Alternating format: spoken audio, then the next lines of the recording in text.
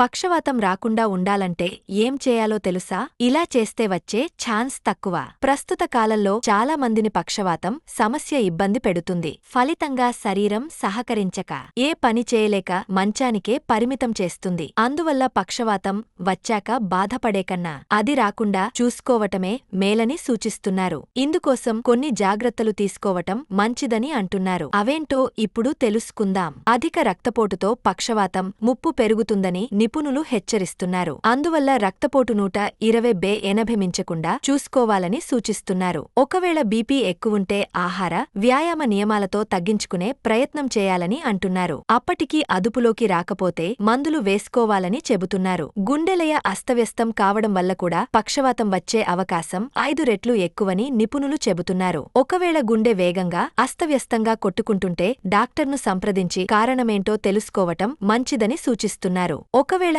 Atrial fibrillation సమస్య ఉన్నట్టయితే గుండె వేగాన్ని, రక్తం గడ్డలు ఏర్పడటాన్ని తగ్గించే మందులు సూచిస్తారని వివరిస్తున్నారు. ఒత్తిడి మూలంగా శరీరంలో వాపు తలెత్తుతుందని అంటున్నారు. ఇది పక్షవాతం ముప్పు పెరగటానికి దోహదం చేస్తుందని హెచ్చరిస్తున్నారు. కాబట్టి ఒత్తిడిని తగ్గించుకునే ప్రయత్నం చేయాలని సూచిస్తున్నారు.